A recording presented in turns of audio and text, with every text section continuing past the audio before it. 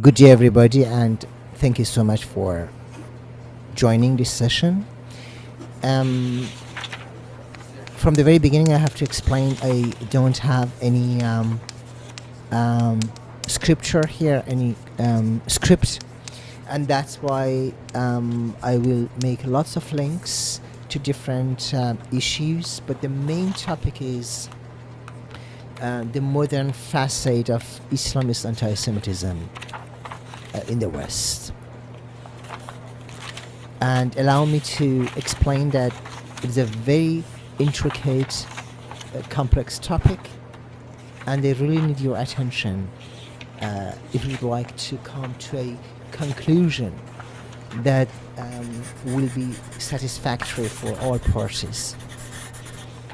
And I would really appreciate if you would not interrupt me now, and at the end of the talk you have always the option to, or the choice to point or put your questions.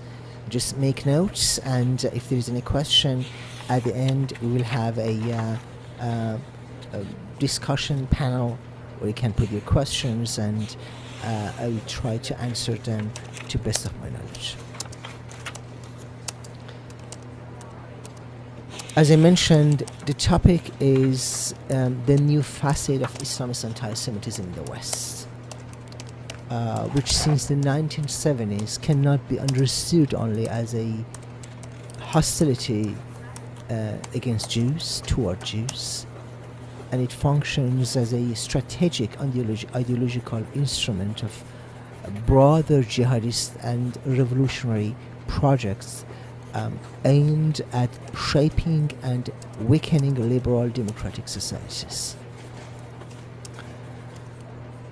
And I have to make here a disclaimer that we would have a common denominator when I'm talking about liberal democratic societies. By no means I do consider the left liberal militant violent riots that uprising everywhere in the Western societies, from Northern America to Australia and Western societies.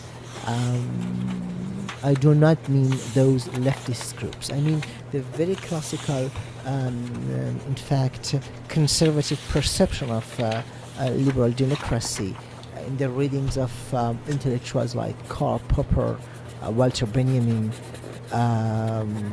Bertrand Russell, and so on. And how does this weakening of liberal democratic societies work? With a very inceptional idea of Muslim Brotherhood and the post-1979 Islamic Republic of Iran as central incubators and, in fact, exporters of this paradigm. Let me introduce first this conceptual frame in which the anti-Semitism functions as a strategic method and not as an ultimate end. From a very semantic and conceptual perspective, it is really important to distinguish between a traditional religious or ethnic anti-Semitism or Jewish hatred, and B, modern political anti-Semitism, and C, the instrumentalized anti-Semitism that appears in conspiracy Islamist ideologies and contemporary Islamist movements. And my concern is the third one. Islamist ideologues since the mid-20th century have fused the Quranic polemics, the Hadith polemics, the old classical readings of the Holy Scriptures, the European racial anti-Semitism, and anti-Zionist revolutionary rhetoric from left liberal groups into a hybrid discourse in which the Jews symbolize global conspiracy, decadence, imperialism, and Western domination. To put it just in one part, Jews personifies everything that you can consider as evil. So you legitimize to attack it. In this construction, Jews and Israel are portrayed as the nodal point behind all those things that are binding together capitalism, secularism, colonialism, and moral corruption, so that they're attacking the Jews rhetorically and fundamentally and even practically serves as a gateway to delegitimizing the entire liberal democratic system identified with the West. Therefore, Islamist antisemitism after 1970s is not merely just a harmless prejudice, it is a mobilizing narrative that frames Western democracy itself as a Jewish Zionist plot and thereby legitimizes a project of civilizational confrontation and internal fragmentation. And I'm trying to elucidate this quite complex and intricate idea into the following steps to make it more clear and transparent. What do I mean by that?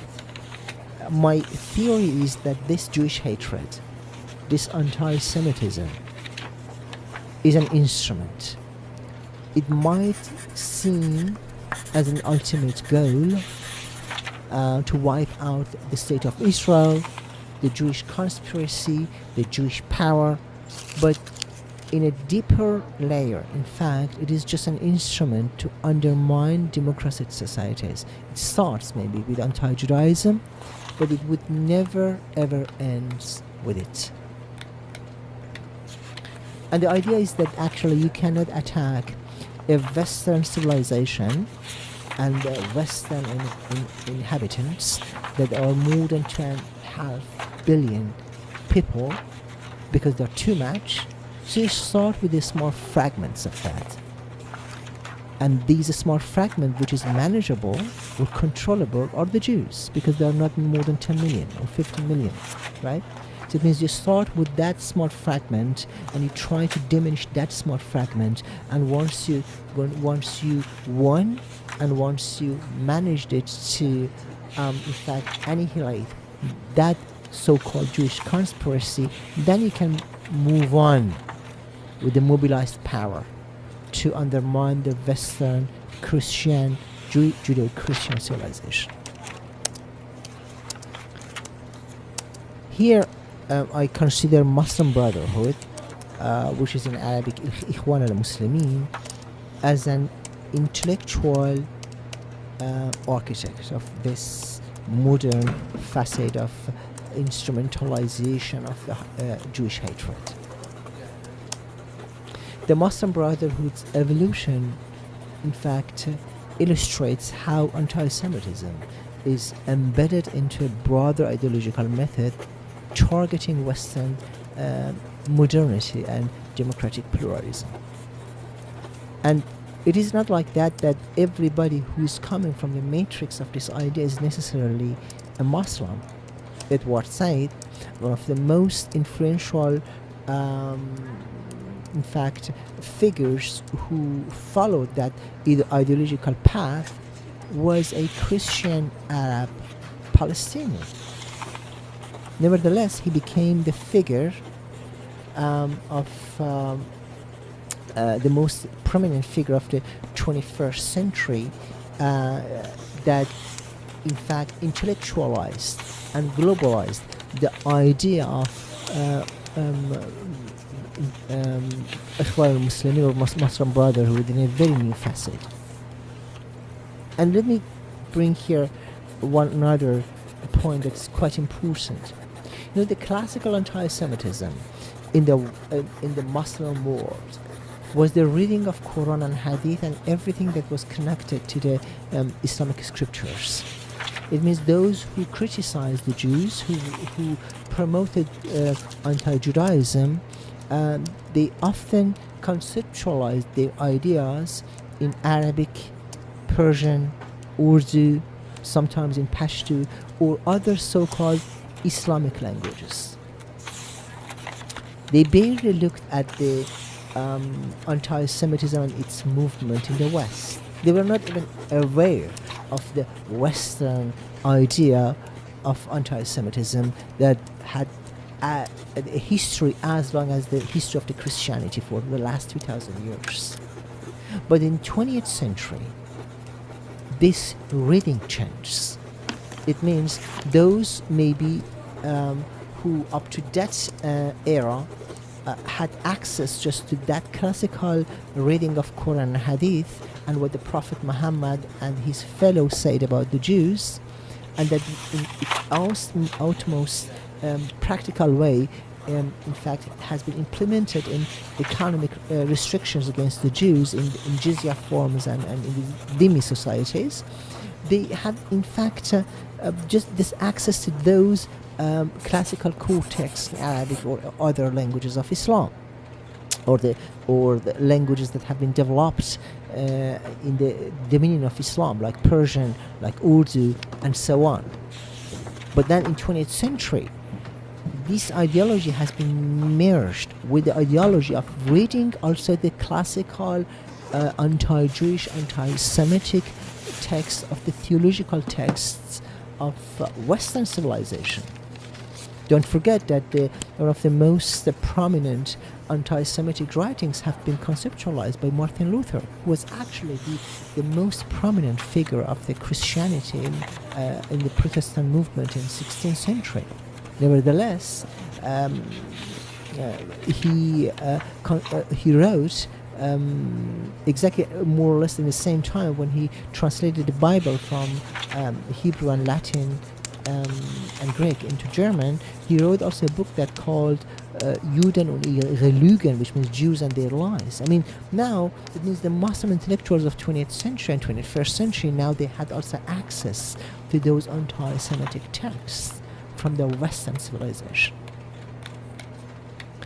And you see that peak of the iceberg, in fact, the tip of the iceberg, but the entire structure had another foundation. It had already an Islamic foundation, but now there is a marriage also with the anti-Semitic movement in the West that had theological, racial, and ethnic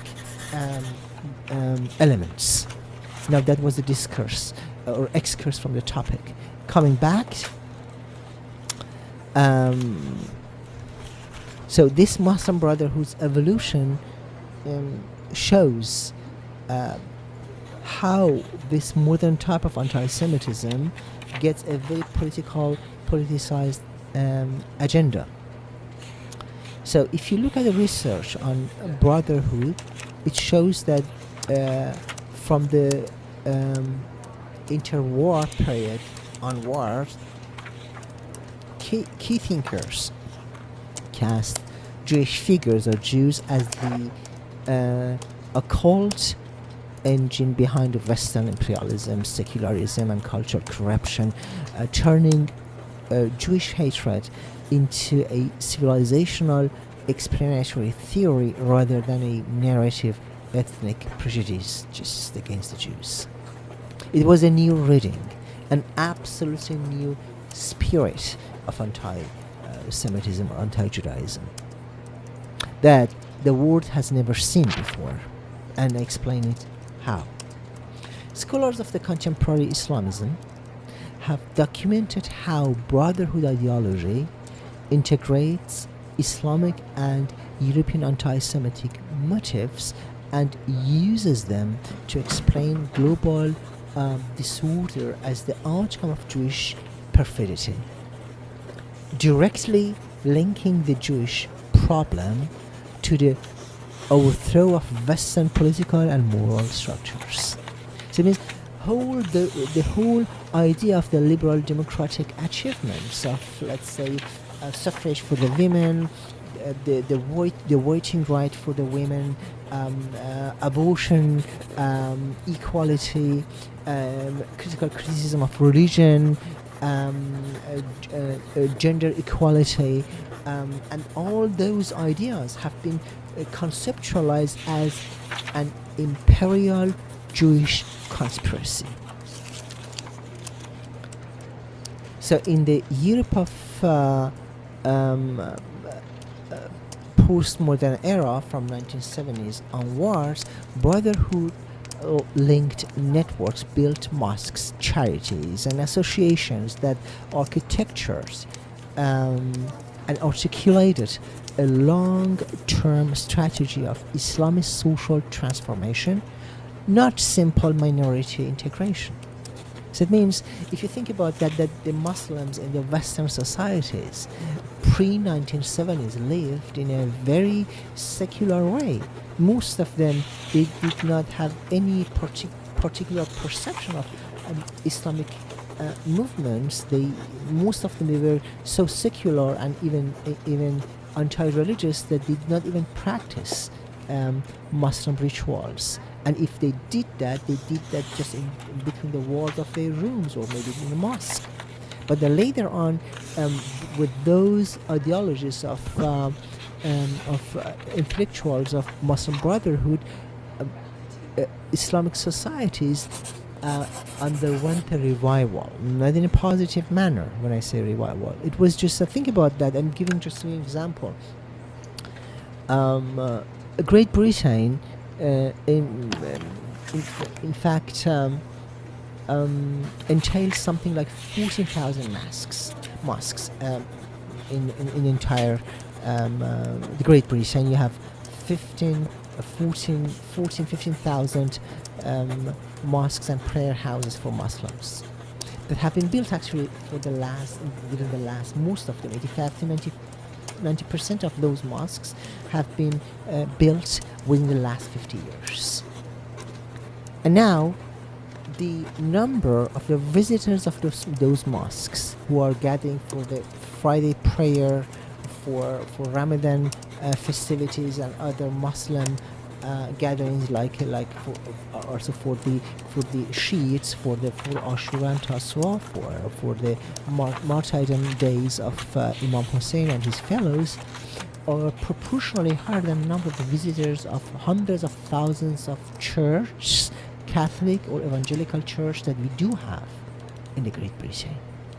And this is a striking, in fact, awareness, right? Thinking about that the number of those visitors, of the 6% of the entire European in Britain society. I mean, British society has 6% Muslims now. Yet the number of the visitors of mosques are proportionally higher than the number of the all Christians who are visiting Christian institutions, including churches. So, coming back to the topic, studies of the Brotherhood, Muslim Brotherhood in Europe, demonstrate the creation of a dense infrastructure of Islamic centers and NGOs that present themselves as quote-unquote community or human rights actors, while socializing generations of Muslims, young Muslims, who actually have no reading of classical Muslim scriptures, into a worldwide worldviews, or into a, let's say, an ideological worldview, worldviews, Israel and Western democracy will be seen as an antagonist bloc, as an inherent, irreconcilable enemy. This infrastructure was consciously replicated across European states as aerial attempts to seize power in major Muslim countries that in fact, failed to put up themselves with the modern democratic movements, and shifting the societies, those movements, focus to using Europe itself as a failed society that morally is corrupted, and now could be a very fertile field for long-term ideological and institutional influence. Anti-Semitism, or Jewish hatred here, functions as a, let's say, diagnostic and mobilizing device by convincing segments of Muslim diasporas and radical Western allies that the Jews control politics, media, the finance, movies, arts, and the Muslim Brotherhood provides a justification for understanding this conspiracy theory and undermining trust in democratic institutions for building parallel Islam-guided communal authority where the morality is still intact, where the morality has been not undermined by Jewish treason. And now I would like to shift to the 1979 Islamic Revolution of Iran and looking at how the revolutionary Judaism, revolutionary movement against Judaism and revolutionary jihadism, in fact, have been exposed. The Iranian Revolution, Islamic Revolution of Iran in 1979 represents a qualitative turning point in the global Islamist field. And this is not only in the Middle East, but also in the West, because Tehran institutionalized exporting revolution as a state policy. And this is a very important topic. You have to understand, if up to 1979 we had the so-called non-state actors like Hezbollah and other Islamist groups in the Central Asia and in Pakistan, who agitated and who acted, in fact, within their radical groups, or Ikhwan al-Muslimin, so Muslim Brotherhood in Egypt. This is not the first time that a country with a flag, with a border integrity, with a social system, with a functioning government, with a geopolitical map, puts anti-Judaism and exporting the Islamist idea beyond the border of Iran to its very agenda. This is the very first time. Those who are familiar with the history of modern Iran do know that one of the first speeches of Ruhollah Khomeini, Ayatollah Khomeini, in summer 1980 was that we are exporting Islam beyond the borders of Iran. I think that the scholars those times, they did not look at this rhetoric just as a functional threatening methodology, but just like a figure of speech. But in fact, there was an idea that has been baked already by Ruhollah Musavi al-Khomeini already in 1960s when he wrote his work, whether he wrote it in Arabic or somebody wrote for him. He wrote in 1963 a book called Al-Hukuma al-Islamiyya, which means the Islamic government. And in this very small booklet that has been published in Lebanon, he actually explains very clearly, irreconcilably, his vision of establishing and creating Islamic states, and then making that as a model, as a role model for the entire modern Islamic societies and beyond, for the Western societies. So it means the Islamic Revolution of 1979 creates the idea of exporting revolution as a very, very clear agenda of this regime.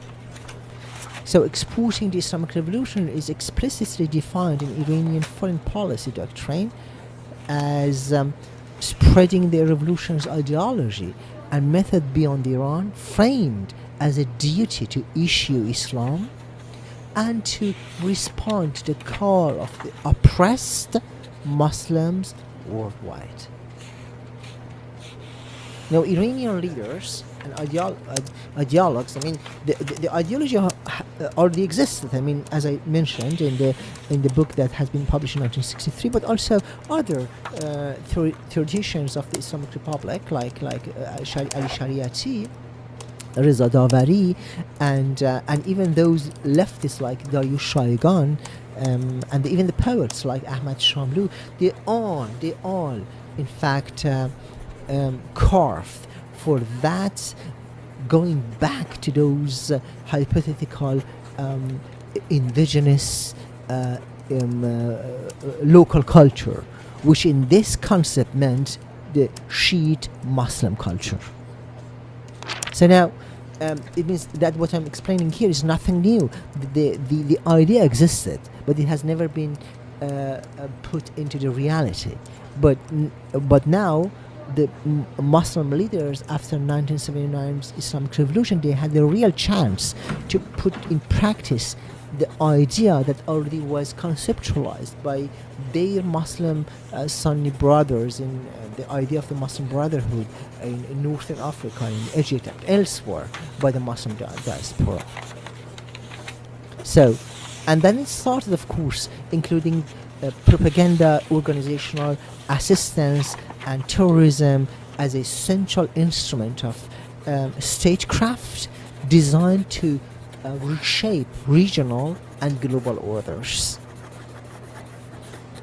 Analysis of Iranian behavior in the decade after revolution show that Tehran systematically combined direct oppressions against their minorities and direct operations to support of proxy organizations abroad and extensive informational activities to advance an anti-Western, anti-Israeli, anti-liberal agenda.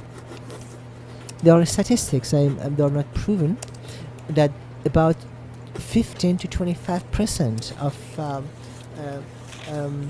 gross national income of the country in late 80s up to recent years, 2024, 25, prior to or after even after the October 7th, have been in fact invested beyond the borders of Iran for Islamic propaganda, jihadist movements, instrumentalization of this Jewish hatred, and weaponizing the proxy powers, starting from the Middle East up to Northern Africa, even in the Central Asian countries.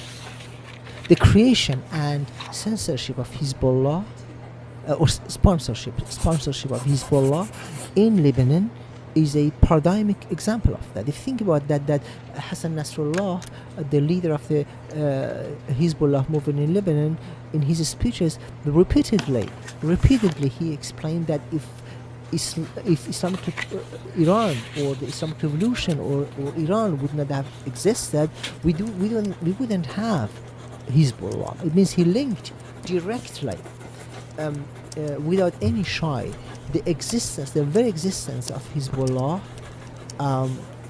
as a jugular vein to the Islamic movement in Iran, to the Islamic Republic. So, historical studies also describe Hezbollah as a product of, in fact, Iran's Islamic Iranians' desire to export its Shia Islamist ideology via a movement that fused militant jihad, anti-Israeli struggle, and an explicitly anti-Semitic discourse. And there are evidences that they even supported publishing books in Arabic for Islamic schools in Lebanon. Intelligence and security studies also emphasize that Iran's revolutionary leadership understood terrorism and propaganda not merely as tactical tools against Israel or the United States. And don't forget, in the very rhetoric of Ruhollah Musavi al-Khomeini after the Islamic Revolution, it was clear he called Israel the little Satan, Shaitan Kuchak, and America, United States, as Shaitan Buzurg, big Satan, or great Satan. So it means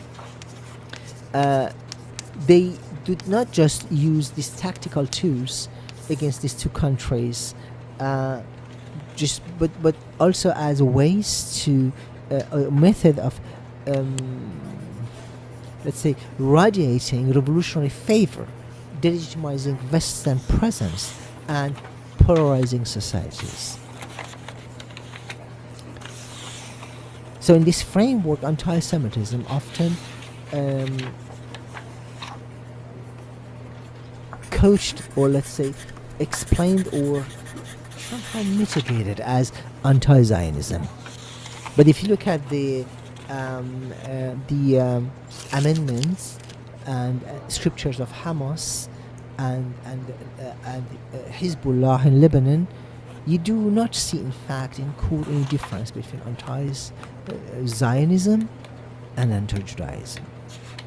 It is actually a new label to mitigate this destructive power.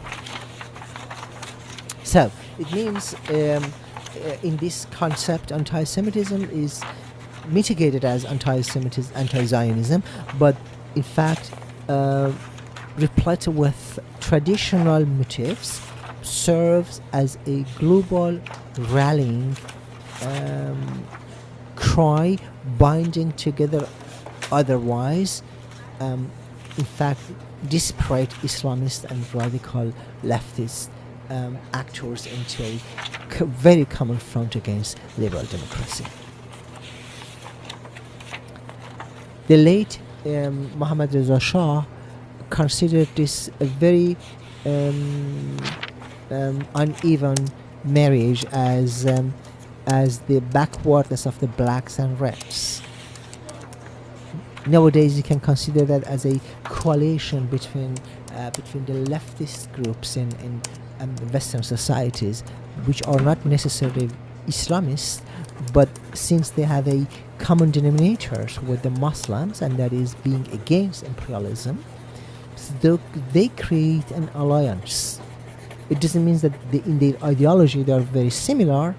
They might be very even anti-religious, very liberal lefts, because they have also communist and socialist ideas. They could be by no means they could be religiously motivated, but they have this common denominator that they are against the imperialism, against the capitalism, and that is in fact the mutual point between the Muslim radicals and the leftists.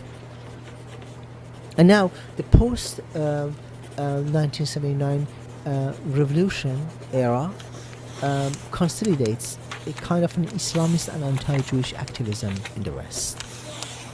Empirically, the period from the late 1970s onward witnessed the intensification and institutionalization of Islamist networks in Europe, and to a lesser extent in North America, with both Muslim Brotherhood aligned and Iranian aligned actors playing their roles.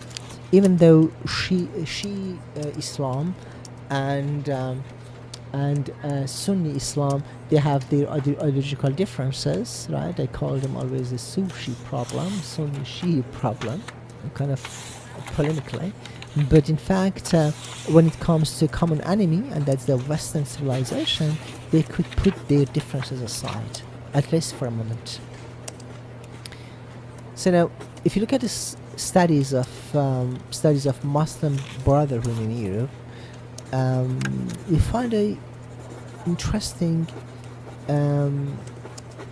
trace of a marked expansion of Muslim Brotherhood inspired organizations, charities, and educational institutions from the 1970s, precisely when the generations of Muslims born in Europe were coming of age, and when Islamist movements had lost several direct power struggles in the Middle East.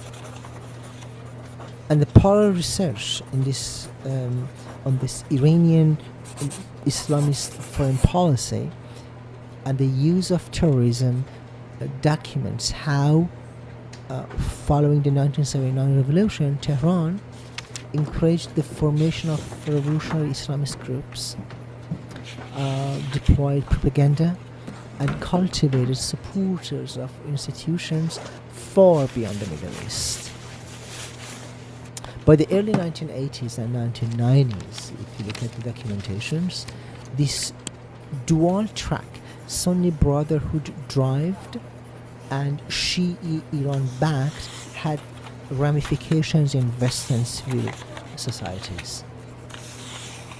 Hezbollah, backed and funded by Iran, developed networks in the European states, even in Central Asia, in Latin America, including cultural and in that welfare centers that security services later identified as, in fact, propaganda hubs of the Islamic Republic of Iran for the Iranian regime, and as non-state actors and the channels for fundraising and mobilization of those groups. You can look at the reports on Hezbollah and Hamas activities. Nothing's really an open secret in Europe, and you're going to see that how such organizations use diaspora communities, charitable structures, and alliances with radical left-wing groups to disseminate and distribute extremist ideology and aggressive anti-Semitism, while also raising funds and at the same time, in some contexts, preparing for potential attacks. So, importantly, if you look at the analysis of those networks in countries like Germany, like France, you would note that some Islamist centers functioned. For example, the Islamic Society of Hamburg, so Islamic Mosque of Hamburg, as a direct hub or branches of the Islamic Iranian regime, combining religious outreach, political mobilization, and of course anti-Semitic propaganda aimed at local Shia and broader Muslim audiences. Here is not about Shias anymore, right? It's not about just the sectarian movement within the Islam. If it comes to talk against the Jews and against the Western civilization, as I mentioned before, Muslim Sunnis and Muslim Shias, they would put their differences aside. So one high-profile case involved even an Islamic center in Germany, as I mentioned before, described by local media as a key propaganda hub for Iran in Europe.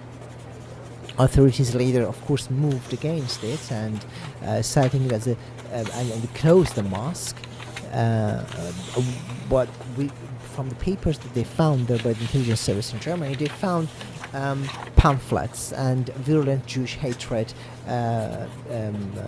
scriptures that have been in fact handed out and distributed within the mosque visitors. So now, European society assessments, when you look at that today and look at the secret information that have been leaked, they repeatedly warn that some very clear, let's say, groups under the cover of cultural organizations linked to Hamas and Brotherhood, Muslim Brotherhood adjuncts have used funds and legitimacy gained in the Western societies to support militant activities and to broadcast anti-Jewish and anti-democratic rhetoric. So, in this scene, the flourishing of anti-Jewish grassroots and NGO-type activism in Western context from the late 1970s till now coincides, of course, and often it's structurally connected to larger Islamist projects of revolutionary exports and societal penetration. Anti-Semitic campaigns served as the most publicity, most publicity like and most publicly visible aspect of deeper efforts to reshape community loyalists and to, in fact, normalize a worldview fundamentally hostile to liberal democracy. And of course it starts with Jewish hatred, as I mentioned before. And here is that what I would like to emphasize, that this anti-Semitism, as I mentioned at the beginning of the lecture, is just an entry point to undermine Western democracy holistically. So why does this strategy start with anti-Semitism but not ends there? I try to explain it now. So contemporary Islamist movements, both the Shia movements and the Sunni movements, I do not differentiate here, because in their core strategy they are the same, deploy anti-Semitism because it allows them to connect local grievances, global conspiracy theories, and anti-democratic agendas in one single narrative. In Islamist texts and propaganda, Jews are fundamentally and frequently portrayed not only as enemies of Islam, but also as the secret force behind secularization, feminism, individual rights, rights of abortion, and pluralist democracy, all depicted as tools to destroy Muslim identity and morality. Now, anti-Semitic tropes such as Jewish control of finance and media, Hollywood, and universities are used to argue that Western democratic processes, whether is it higher educational institutions, movie industry, theater, food, everything, inherently, in fact, in service of Zionism, thereby delegitimizing participation and eroding trust in institutions and legitimizing power Islamist structures as the only alternative authentic authority will be welcomed. So, particularly after 2021, an alliance, a kind of a red-green bonding emerged between Islamist organizations. It started already in 2000, but it has been fortified, particularly after 2016, and picked, in fact, in 2021-22. And those merging of Islamist organizations and segments of radical left in several European countries around shared idea of anti-imperialist, anti-Zionist causes.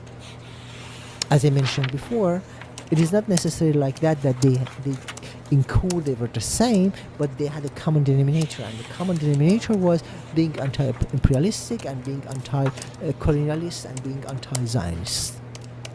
This alliance often, or this bonding often translates Jews into symbols of capitalism, colonialism, and U.S. hegemony, making anti-Semitic integration as a kind of or agitation a convenient hinge that binds Islamist anti-liberalism to pre-existing far-left critics of Western democracy. So, as Muslim Brotherhood linked and Iran-backed organizations' hobby seems at the beginning like a kind of something funny, that there are some Muslim societies who are migrant suppressed marginalized societies, and they look at them as it's something very funny, and then liberal Democrats often identify with them. It lobbies institutions, mobilizes street protests, and enter in fact public debates, discourses. Their anti-Semitic framing of Israel and Jewish become in fact embraced in a larger discourse that depicts Western constitutional orders as structurally oppressive and fundamentally illegitimate. Therefore, anti-Semitism is the initial, emotionally charged vector through which segments of Western society are drawn into a worldwide anti-Jewish movement and create a worldview and ideology that ultimately contests core liberal democratic principles: separation of religion and state, equal citizenship irrespective of creed, and the legitimacy of pluralist political competitions. And the enemy is not only the Jew, but the entire normative framework of Western democracy that Islamists depict as an extension of Jewish Zionist domination. So now here, and that is the turning point, what did the Islamic Republic of Iran play as a role, as a kind of strategic hub here? So now, the Muslim Brotherhood provides, of course, much of the intellectual architecture for this anti-Semitic Islamist paradigm. But here, the Islamic Republic of Iran since 1979 acted as a state-level hub that finances, arms, and ideologically nurtures movements enacting this paradigm in various arenas, including Western societies. Iran's doctrine of exporting the revolution that I mentioned at the beginning frames support for oppressed Muslims and for resistance movement as a religious and political obligation, as a duty explicitly targeting Israel and the United States, but also implicitly challenging the legitimacy of the Western-led international order. Hezbollah, as the most prominent Iranian proxy, combines political party, militia, and transnational network. Its rhetoric, in fact, and media consistently fuse anti-Jewish themes with denunciations of Western democracy, liberalism, and secularism. It's really open secular. You don't need to debate with me about that. You can just go and look at that.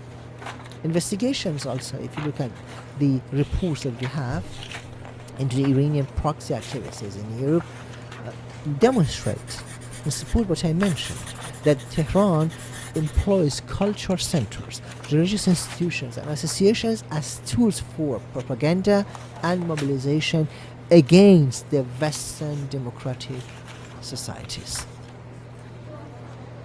So,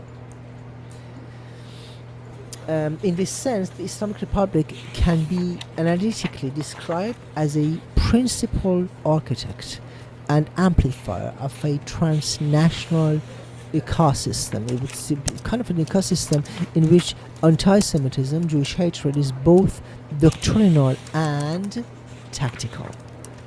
Doctrinal because it is entrenched in key ideologies, texts, and speeches of Islamic core texts and hadith and Quran itself, and tactical because it is deployed to create polarization, recruit supporters, and weaken the normative confidence of Western democracies in their own values and alliances. From a methodological point of view, describing post-1970s Islamic anti-Semitism in the West as a manufactured conspiracy should be read as a denying, or say, the genuine prejudice and theological motives present in the part of Muslim societies. Rather, it highlights the degree to which the organized Islamist movements and after 1979 Iranian state have consciously systematized and instrumentalized anti-Semitic narratives as part of broader projects targeting Western democratic orders. So, to summarize it, for the contemporary Western democratic societies, this analysis that they brought here implies that in fact combining anti-Semitism with the instrumentalized, politicized approach of militant Islamic movements creates a new facet of anti-Semitism that starts, of course, with Jewish hatred, but it never ends there. And combating anti-Semitism cannot be just reduced and mitigated to reactive hate speech regulations or interfaith dialogue. It is too late for that. It requires addressing the deeper ecosystem in which anti-Semitic narratives function as entry points into anti-democratic jihadists and revolutionary ideologies that seek to fragment and ultimately transform, metamorphise the constitutional and cultural foundation of the West. And I think this is in fact the most important topic that has to be really re-researched and excavated and in fact worked on to understand this new facet. That what I wanted to say is that this is just the beginning, and that what I explained here in this more than, let's say, half an hour lecture is just the beginning of a research that I think encouraged the students and researchers, young researchers, to do pilot projects on this very crucial topic. Thank you.